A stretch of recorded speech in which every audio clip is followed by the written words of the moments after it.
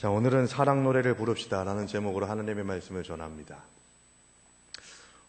아가서는요, 이게 어떻게 성경에 들어왔나 싶을 생각이 들 정도로 좀 야시시한 게 좀 있어요. 사랑 얘기거든요. 사랑에 대한 표현이고 술람미 여인과 솔로몬의 사랑의 연애 편지 내용들을 담고 있습니다. 그래서 이렇게 예배 때 성경임에도 불구하고 같이 봉독하기가 좀 거시기한 그런 표현도 좀 있기도 하고 그렇습니다. 특히 표준세 번역이나 메시지 성경이나 좋은 성경 같이 요즘 말로 이렇게 풀어놓은 거를 아가서로 읽으면요, 이렇게 부끄럽고 그런 때가 있어요. 그런데 왜 이 아가서가 성경 말씀으로 들어왔을까? 이걸 보셔야 되는 거죠. 술람미 여인과 솔로몬의 이 인간적인 사랑도 이렇게 끈끈하고 귀하고 아름다운데 나는 주님과의 관계 속에서 어떤 사랑의 관계를 가지고 나아가고 있느냐. 그런 얘기들이 있지 않습니까? 제가 한 몇 달 전에 그 얘기 했다가 지금도 되게 많이 힘들고 있는데요. 우리는 전우야. 이 얘기를 제 아내한테 제가 얘기했다가 되게 고난을 받았습니다. 전우인데 내가 전우인데요. 아내가 아니라 전우인데 이렇게 얘기를 하면서 계속 후사리를 주고 그럽니다. 그냥 웃자고 했던 소리였는데 저는 제 아내를 전우로 생각하지 않고 사랑하는 사람이거든요. 그런데 어른들 보면요, 우리가 지금 전우애로 사는 거지 사랑으로 살아? 무슨 사랑이야, 사랑은. 이렇게 이야기하시는 그런 어르신들이 계시죠. 그런데 그렇게 얘기하셔도 참 끈끈한 뭐가 있어요. 어른들의 이 부부가 가지는 그런 사랑이나 이런 것들은요. 근데 우리가 영적인 생활에서도 하나님과 전우애로 살고 있지 않냐, 그런 생각들을 좀 가져야 되는 게, 그런 인식 가지고서 봐야 되는 것이 바로 이 아가서의 말씀입니다. 1장과 또 2장 3절까지를 우리가 봤는데요, 1장 부분은 뭐냐면 이 솔로몬이 사랑의 편지를 쓰고 또 답가로 또 술람미 여인이 또 답장을 보내는 내용들이, 그러니까 주고 받는 그런 편지의 내용들입니다. 신랑과 신부가 서로 칭찬하는 노래를 주고받은 후에 신부가 자신을 낮추는 표현을 2장 1절부터 쓰고 있어요. 2장 1절에 보시면 나는 샤론의 수선화요 골짜기의 백합화로다 라고 그렇게 얘기합니다. 그런데 여기에서 보시면 나는 샤론의 수선화 골짜기의 백합화라고 하는 얘기가 어떤 의미로 쓰였는지를 보셔야 돼요. 그게 무슨 얘기냐면 나는 흔하디 흔한 꽃입니다, 그 얘기예요. 골짜기에 핀 수선화, 사론의 수선화, 골짜기의 백합화. 수선화도 예쁘고 백합화도 예쁘긴 하지만 나는 흔하디 흔한 사람인데 라고 그렇게 얘기해요. 이때 남자분들 조심하셔야 돼요. 아내가, 사랑하는 사람이 이런 얘기하면요, 그래 너 흔한 사람이야 이러면은 한 2주 정도는 그냥 라면 끓여 먹고 끝나는 거죠. 그런데 당신이 나를 예쁘다고 하지만 나만한 여자는 얼마든지 있습니다 라고 그렇게 술람미 여인이 솔로몬에게 얘기하는 겁니다. 우리는 주님 앞에서도 자신을 한없이 낮추는 자가 되어야 합니다. 술람미 여인처럼 나는 당신의 사랑을 받을 만한 존재도 아닌데, 그렇게 뛰어나지도 않은데 주님의 은혜로 내가 이렇게 사랑을 받는 존재가 되게 하심을 감사합니다 하면서 그 사랑 앞에서 낮추는 자가 되어야 된다는 것이죠. 왜 우리가 주님 앞에서 한없이 낮춰야 될까요? 우리는 주님 앞에서 주님의 거룩하심을 보기 때문입니다. 주님의 거룩하심 앞에 나아갔을 때는 우리의 모습들이 너무 부족한 거죠. 감당할 수 없을 정도로 죄인이죠. 그런데 그 주님께서 우리를 사랑하신대요. 너무 감개무량한 것 아니겠습니까?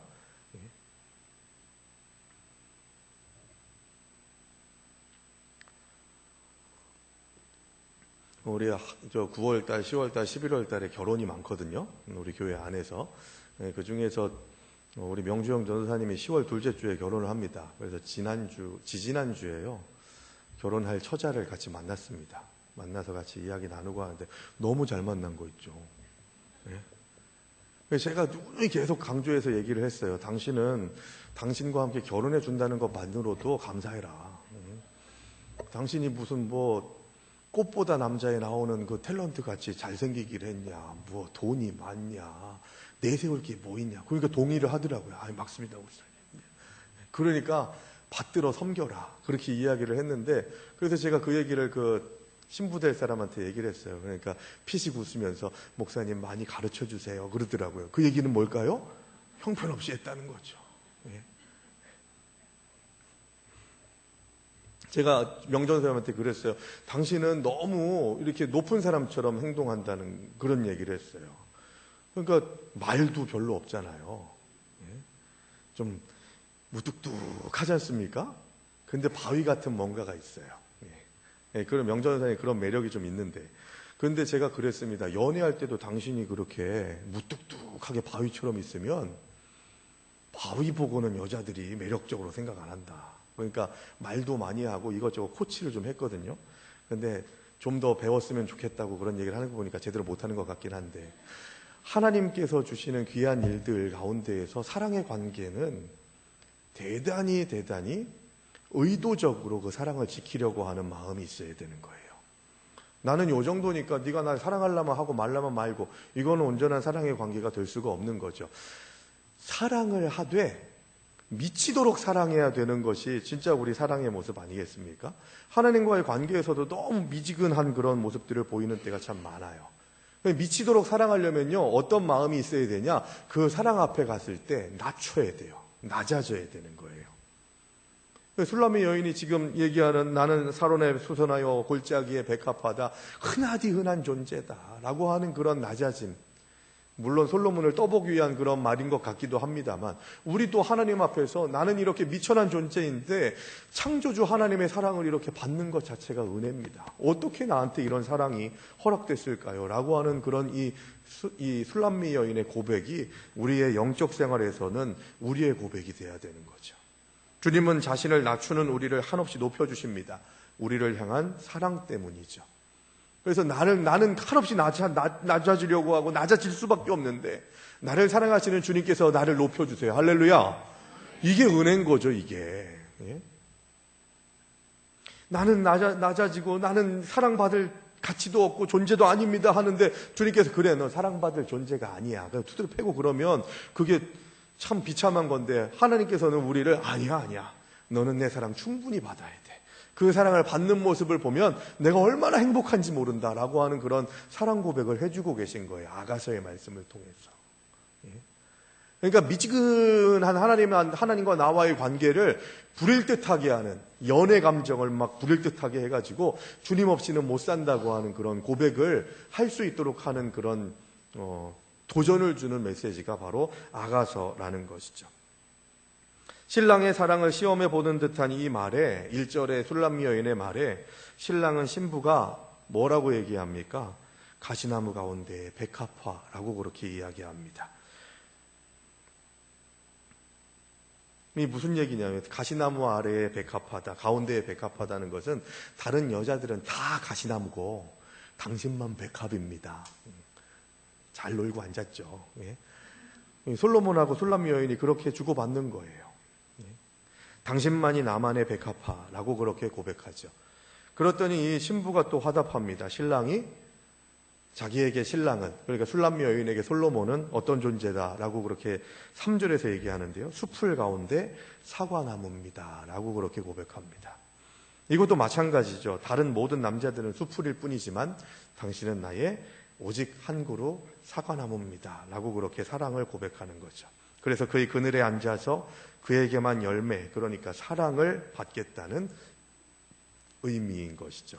요즘 세상이 그 아내의 그늘 아래서, 남편의 그늘 아래서 그 나무의 열매만을 먹어야 되는데 다른 열매를 먹으려고 하는 그런 생각들을 마치 당연한 것으로 생각하는 그런 경향성들을 많이 봅니다. 패역한 세대들이죠. 마지막 때가 가까이 온 것이죠.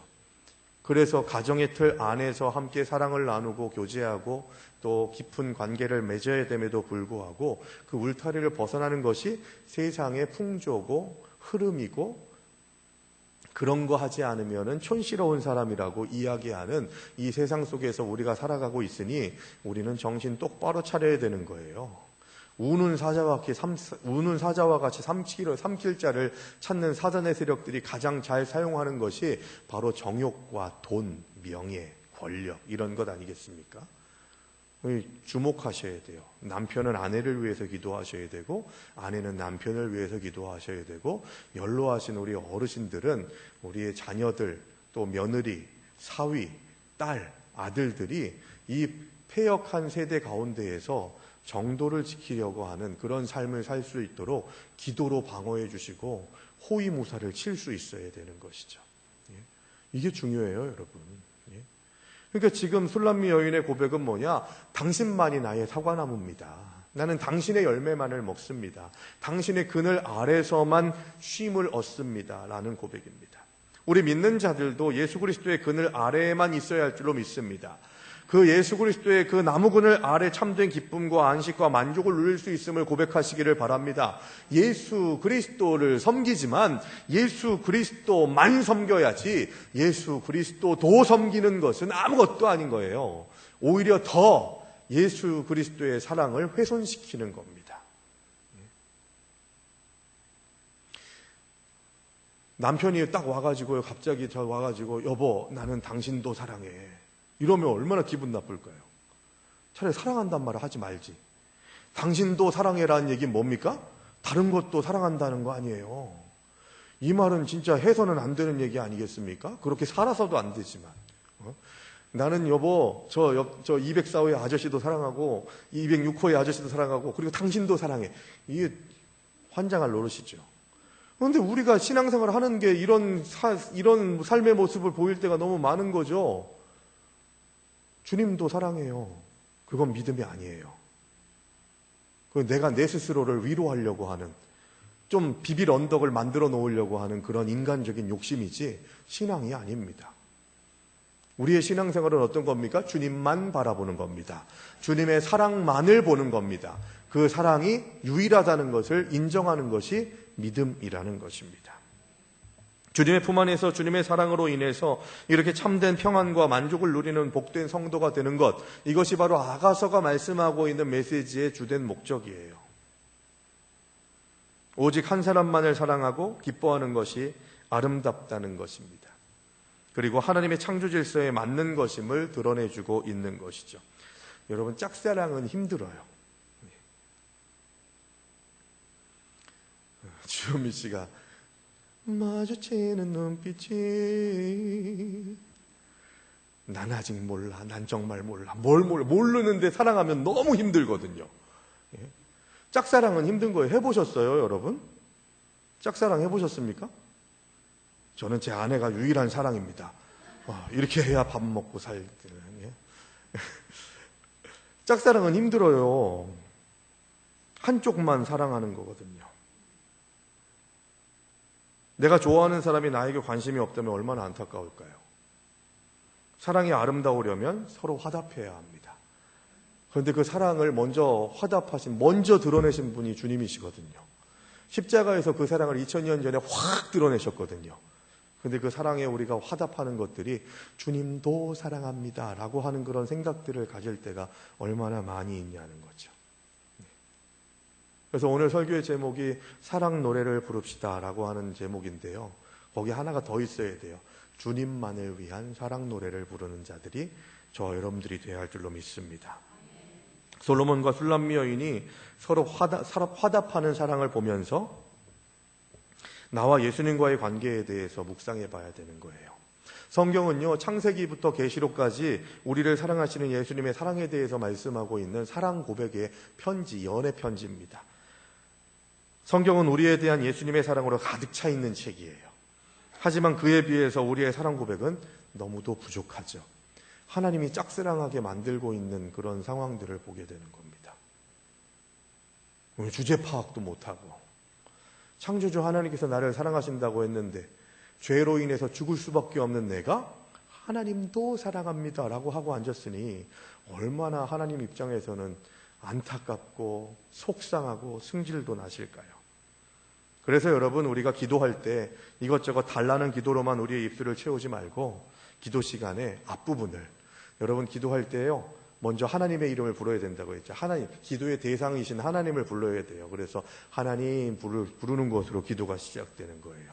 그리고 그 하나님을 더 구체적으로 부르고 싶으면 내가 좀 지금 아픈 가운데 있어서 회복을 원해요. 그러면 치료의 하나님, 주님, 내가 아무한테도 사랑을 받지 못하는 것 같아요. 하나님이 날 사랑하신다는 것을 지식적으로는 알지만 더 체험적으로 알게 해주세요. 그러면 사랑의 하나님. 내가 세상 것에 계속 집착하고 세상 속에서 살아가는 삶 속에 살아가다 보니까 나를 구원하시는 하나님, 영혼의 삶을 살게 하시는 하나님의 은혜를 잃어버린 것 같아서 그걸 회복해야 되겠다고 하는 마음으로 기도의 질에 나아가면 구원의 하나님, 영생하게 하시는 하나님, 이렇게 하나님에 대해서 이름을 부르는 것이 기도의 첫 번째예요. 그 다음에 해야 되는 게 뭐냐면 회개기도. 기도할 때는 꼭 회개기도 해야 됩니다. 그 다음에 하셨으면 좋겠는 거. 그 다음이 간구거든요. 간구. 원래는 하나님의 이름을 부르고 회개하고 사죄하고 회개하고 그 다음에 간구하는 것인데, 그 간구 전에, 회개하고 난 다음에 하나님 앞에 아뢰을 것들을 아뢰기 전에 뭘 했으면 좋겠냐? 사랑 고백하시는 거예요. 사랑 고백. 주님, 나를 사랑하심을 감사합니다. 나 같은 죄인도 사랑하여 주심을 감사합니다. 주님 사랑 때문에 내가 살고 있습니다. 그 사랑이 나한테 얼마나 귀하고 아름다운지요. 이 술람미 여인과 솔로몬의 고백처럼 이렇게 주님과의 관계 속에서 나는 하나님을 사랑합니다, 하나님이 나를 사랑하시는 것처럼 나도 하나님을 사랑합니다 라고 하는 그런 고백을 이 기도 시간에 하면 기도가 더욱더 풍성해질 줄로 믿습니다. 사랑은 감정만이 아니라 의지가 정말로 중요합니다. 감정만으로 하게 되면요, 그것이 지속되기가 어렵습니다. 이 사랑의 원리는 우리의 신랑 되신 예수님과의 관계에서도 마찬가지예요. 매일마다 우리를 기다리시는 예수 그리스도의 사랑의 교제를 계속 나누기를 원하고 서로 사랑으로 화답하는 삶을 살도록 결단하는 것이 바로 우리의 삶의 시작과 끝, 아침과 저녁에 해야 되는 일들이라는 것이죠. 주님 사랑합니다 라고 하는 고백이 계속 우리들을 움직이고 이끌어갈 수 있어야 합니다. 하루하루가 기쁨과 평안이 넘치는 날이 되려면 주님 사랑으로 가득한 삶을 살면 돼요. 여러분, 사랑 많이 받은 사람들은요, 뭐가 다른지 아십니까? 뭐가 다른지 아세요? 사랑을 많이 받았어요. 사랑 많이 받은 사람은요, 얼굴이 달라요. 얼굴 표정이 달라요.